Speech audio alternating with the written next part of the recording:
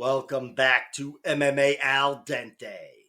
I am the jerk off who picked Ibo Aslan to lose his fight because I saw a highlight video of his opponent.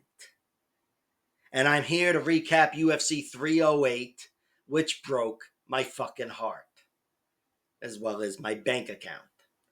And let's start with the fight that did both of those things. Ilia Topuria knocking out Max Holloway in round 3.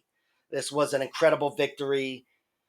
His best victory by far, one of the best victories in the sport, and he's now got maybe the best pair of back-to-back victories in the history of the sport, with knockouts over Volk and Max Holloway, both of whom are GOAT contenders. So Ilia Topuria at 27 years old, he's looking like the best thing in the sport right now. Of course, he's a very versatile fighter, but to get this knockout not only says so much about his danger, because I consider Max to be one of the toughest guys in the sport, but to get it in round 3 really says a lot about Topuria, his cardio and his boxing, which might be the best. Max Holloway is definitely one of the best boxers, but Ilia Topuria is better. And I thought his kicks were working well for him throughout the fight as well. But his hands looked so sharp. And in round 3, when I know he was tired, he came alive for that finish and poured it on Max, ripping him to the body with such sharp strikes that Max, who had been hurt a few times before, but always dealt with it, never let himself get too compromised, he was overwhelmed by Ilia Topuria's boxing. And his guard got brought down and he got clipped. And man, Ilia Topuria was as violent as I thought he could have been in round 1, in round 3, showing excellent finishing prowess. So, an incredible victory. I thought this was a better win and certainly a better finish than his win over Volkanovski. That won him the title, and Volk, of course, has 3 wins over Max. So it looks a certain way. But this was the more impressive victory. And it was a competitive fight, too. This wasn't him cruising. He wasn't on cruise control here where he knew he'd won the early rounds or whatever. He knew he was in an excellent fight, a dog fight against Max Holloway. And, of course, Max, you don't have to guess what he's going to look like in rounds 4 or 5. You know he's going to be there fighting like a champion. So Ilia Topuria really rose to the occasion here. And getting it done in round 3, I thought was so impressive. Even though it fucking killed me because I spent my life savings on Max Holloway at plus 13.5 points. But look, I didn't know that was a bet on the faith in Max Holloway's durability. But I should have weighed that against my faith in Ilia Topuria's danger, which I did, I guess. But it was a bad calculation because this guy. He's just got so much skill where I think you're always in danger with him. And here he gets it done in round 3 against Max Holloway, the 5-round fighter. And I think Ilia Topuria will probably be challenging for a lightweight title before he loses his featherweight title. So the sky's the limit for him. And for Max Holloway, he's still only 32 years old. He's been roughed up a few times, but this is the only time he's ever been finished. And I don't put too much weight on that getting dropped by Justin Gaethje in his last fight. But here, he's got to recover and think about what he wants to do. I'm sure he's considering moving up to lightweight. I think I heard him say that. But he's definitely in the realm of fighting for a championship at whatever weight he settles in at. And you know what? He's in the realm of beating Ilia Topuria. In my opinion, he won round 1. He was very competitive in this fight. I think Ilia was a half step ahead, but Max can beat Ilia, Volkanovski, or whoever else. And he's definitely going to give some people problems. But he's got to rest up, and he'll be back. Khamzat Chimaev ripped the face off of Robert Whittaker. This was tough to watch. It wasn't even that bad to watch, but looking at the pictures online of his face all mangled, his teeth, that kind of made sense because this guy is just a fucking monster. and only a monster can do that type of thing. Which, by the way, apparently Whitaker's okay, so maybe it wasn't as horrendous as it looked, but it was horrendous enough and powerful enough where he was forced to tap because his face was being cranked off his head. Hamzat Chimaev, he broke my heart here. Again, I was definitely more of a Whitaker guy, but Hamzat Chimaev, I can't not respect his skills. I really wanted to see him get tested in rounds 4 and 5, and even rounds 2 and 3, but I knew there was a chance we weren't going to see even round 2 because he's such a fucking tornado coming out of the gate. And he was able to take down Robert Whitaker, which is not impossible, but certainly not easy. And he was able to submit him, which hasn't happened in whatever, 15 years or whatever, since he lost way back when. It's his first loss by submission in the UFC, and it's no coincidence that it comes to Hamzat Chimaev. Hamzat, I hope to see him fight sooner than the Abu Dhabi card in October of 2025, but I kind of feel like that's when we'll see him. I know, he's been booked uh, between Octobers and shit's happened, but yeah, for a guy that fought 3 times in 3 months or whatever, 2 months when we first were acquainted with him, it's been him showing up every blue moon. But he's got so much momentum now where I don't know what he's doing next. It could be Strickland fighting DDP for the title, but Hamzat Chimaev is a championship level fighter. I feel comfortable saying that already without having seen him in rounds 4 and 5. His skill set is so fucking dangerous that this guy, I think he's got a chance of winning a championship in like any weight class. So yeah, I hope to see him back in there, but of course, it's all a matter of the UFC's plans and the whole logistics of it all. Because he can't just take any fight, go in there and rematch Reese McKee. He's a very important fighter. He just beat number 3, whatever in the world, Robert Whitaker. So he's got to make a calculated decision, but hopefully we see him within a year. Within 6 months would be nice. And for Whitaker, yeah, he wasn't knocked unconscious. I don't think he's an easy guy to submit. I think this is a very forgivable loss. I think he was overwhelmed by the one guy that could really do this to him. I don't think Dricus du Plessis, who's a fucking tank and a monster on top, is in the same class as Hamzat Chimaev, where he can overwhelm you like this. I'm not saying Hamzat beats Dricus, although it's certainly possible. But I'm saying only Hamzat Chimaev, I think, could rip Robert Whitaker's face off like that. Magomed Ankalaev beat Alexander Rakic. I don't think he shot one takedown. This was a good competitive fight. I wasted money on Alexander Rakic. I felt comfortable wasting money on him. And I also bet on him by 3.5 points, with 3.5 points as well.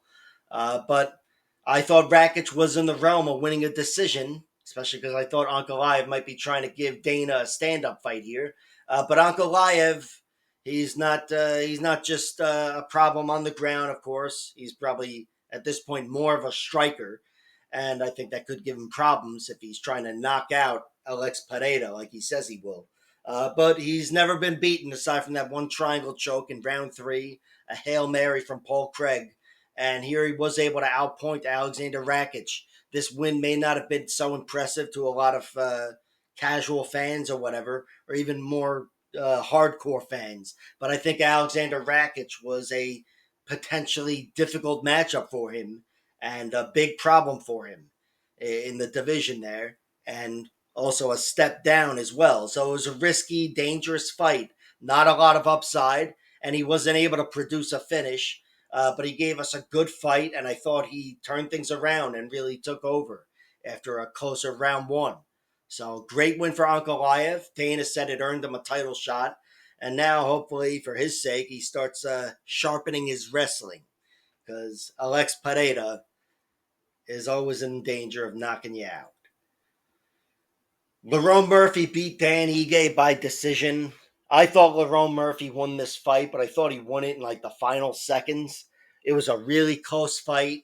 Dan Ige's durability was there for him. You can always rely on that in a bet.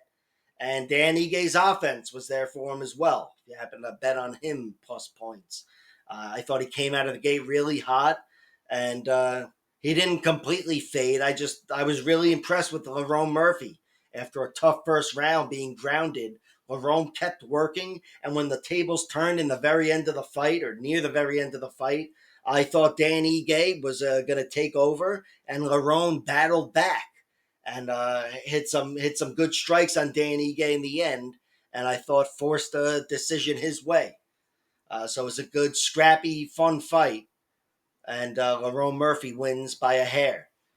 And for Dan Ige, yeah, this doesn't do anything to his reputation. He can beat anybody and he can lose to anybody, but if he loses, it's by decision.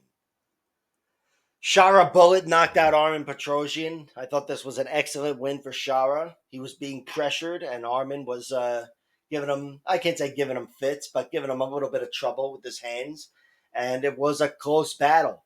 And Shara Bullet comes through with some wild Shara Bullet shit and hits a double spinning back fist to knock him out, which was fucking amazing. Definitely one of the best knockouts of the year, one of the overall coolest knockouts ever, and a great win, a great highlight for this guy who's already got a lot of momentum.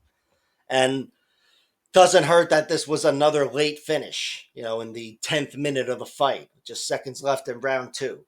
Excellent win for Shara Bullet, showing that danger and showing it deep into the fight, into a competitive fight as well. And for Armin Petrosian, I think he's very capable and he could give a lot of fighters fits, but of course, this is another strike against his durability. Which, by the way, I think he came out and said that this was a lucky punch and Shara was gifted the victory. All right, whatever. Ibo Aslan overwhelmed Rafael Chiquera in 50 seconds, just steamrolled him. It's weird. This looked nothing like the highlight reel that I saw, where it was Rafael Chiquera doing all the ass kicking. It's just weird. Looked like the exact opposite.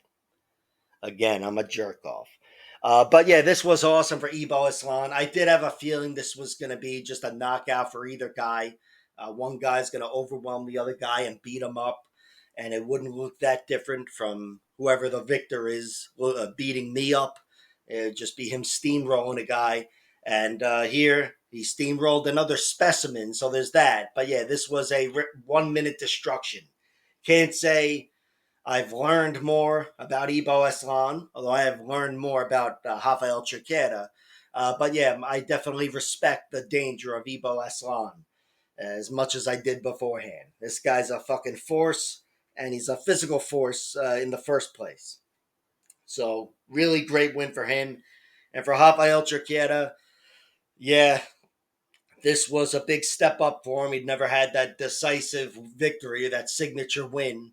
And here he got that signature fight, and it was a 50-second destruction. So, not the best way to make your UFC debut. And hopefully, this was just a bad, bad night in the office. At the office. Although in works as well. But speaking of which, Rafael Dos Anjos had a dog shit night at the office.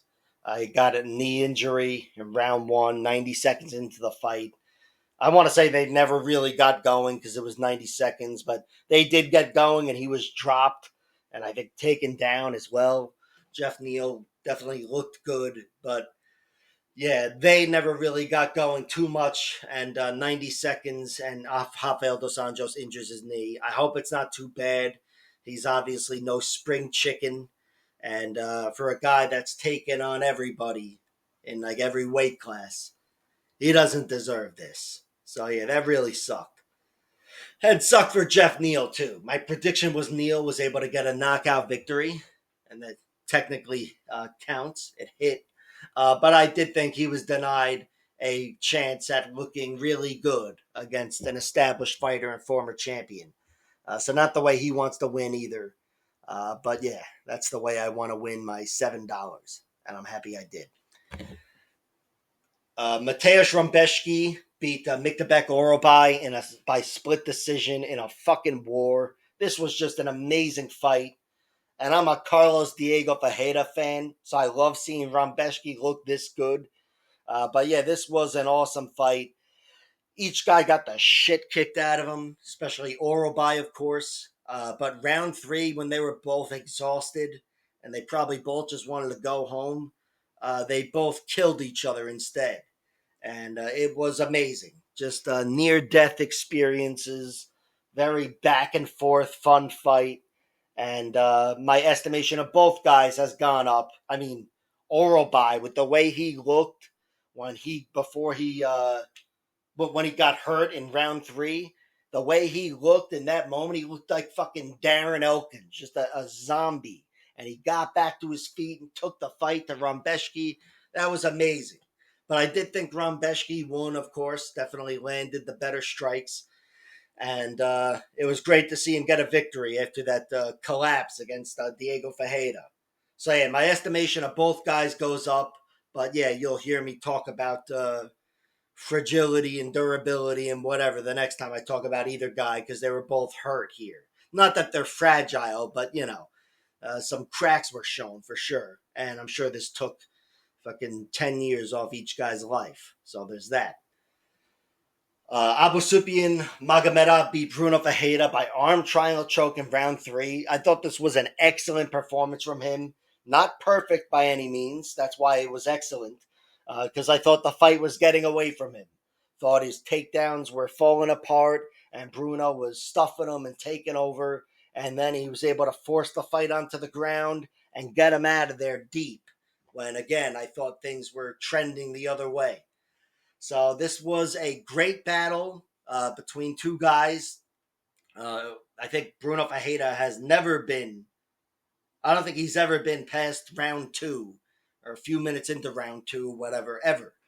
So this was him being dragged into deep waters, and cardio was an issue for him because again he was taken over. I thought in round two, and of course we've seen cardio catch Abu Sufyan Magomedov in the past as well, with Sean Strickland. So this was just an excellent fight, kind of sloppy, but that doesn't mean it wasn't excellent. And yeah, this was just a really cool back and forth, sloppy, weird fight. And in the end, we got a third round finish by submission. Kathleen Zetrikou beat Chris Barnett. I think he was going to win anyway, but Chris Barnett, man, this guy, I didn't even know about all the shit going on with him. His wife died 2 years ago and whatever. That really sucks. I like this guy anyway, but yeah, I feel bad for him here. And of course, in this fight, even though I was picking him to lose by TKO, he kind of beat himself by jumping up around the octagon during the pre-fight intro, and he fucked up his knee. Wasn't able to stand, and Kennedy was just battering him. And in the end, it was it was a lock. He wasn't able to stand, and he couldn't even make it out of round one. He knew there wasn't much longer to go, and Kennedy just poured it on, and he had nowhere to go. So tough loss for Chris Barnett. I do think, even though I was picking him to lose by TKO in round two, I do think he had more to offer than that, of course. And I don't know how badly his leg was fucked up, but you could see it on the replay. It happened before the fight. And yeah, for Kennedy, not a bad heavyweight debut at all. Despite all the excuses I just made for his opponent, Kennedy did his part, and he's going to be back soon enough, I'm sure. Farid Basharat beat Victor Hugo at featherweight. Turns out this was a featherweight fight. Yeah, Victor Hugo missed weight, and Farid Basharat stepped up and had a good battle. Ate some good shots, some flying knees and whatever, but largely controlled Victor Hugo and wasn't able to close the show and force a finish, but still had a good, hard-earned, unanimous decision victory here. I think at the UFC level, he's going to be more of a grinder, but whatever. Better to walk away the victor because Victor Hugo is a very dangerous, explosive guy, and he can give you problems anywhere. And Farid Basharat was better off slowing this one down. And Ismail Nardiev beat Bruno Silva. I thought that Ismail Nardiev looked really good here. This was a complete shutout. He's a guy who's got some issues that I worry about. He's been knocked out recently, and he's slowed down here and there. And his first UFC stint. But here, his chin was the main thing that I was worried about with Bruno Silva, and he was able to stand up to the danger of Bruno and clearly outpoint him and bully him for the whole fight. I thought it was an excellent win for Ismail Nardiev. A great return to the UFC, even though he wasn't able to get a finish. And it's not like Bruno Silva is easy to finish. He's got a bunch of submission losses, but they are to excellent submission artists. And Bruno, a guy who's been able to, at the very least, stand up to guys that are kicking his ass on the feet. That's all he was good for here. He wasn't able to force anything on the feet and was out of options on the ground.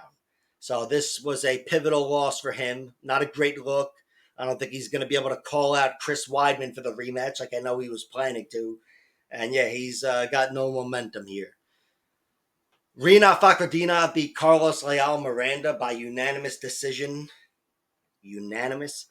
This was very close, but I have to say, even though I scored it for Leal, I did score it for Leal. I thought Rina was more in the fight than the commentators were making it out to be. Making him out to be.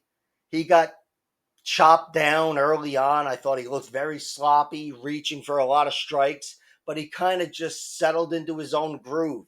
I think Leal did slow down a little bit, and Renat, all of his traits were on full display. And I thought in the end of round 2 and round 3, put together enough offense. He showed enough hustle where he was able to steal a decision here. And of course, the whole Muslim crowd might have helped. Just saying. But either way, it was very close. But I did think Carlos Leal Miranda performed very well and should have been awarded the victory here. Largely was able to neutralize Rinat Fakhretdinov, and he did neutralize that wrestling pretty quickly. And then on the feet, was able to chop him down from the outside, and he was really leading the dance here. But the aggression and the power punching from Renat, even though he didn't get any gigantic moments, it was there, and Leal was hittable, increasingly more hittable as the fight went on as well. And in the end, I think he slowed down just enough to allow a very bad decision. So yeah, that was a bad one, but still, it was a closer fight, I think, than the commentators gave it credit for. And in the end, this event was altogether very memorable, but for me, it's like remembering a fucking death in the family or something. It's a heartbreaker. Max Holloway gets finished for the first time. Robert Whittaker gets his face cranked for the first time. And this was a pivotal change in MMA. The new guard has won. It's fucking over. Like, share, subscribe, all that horse shit, and check out my other videos.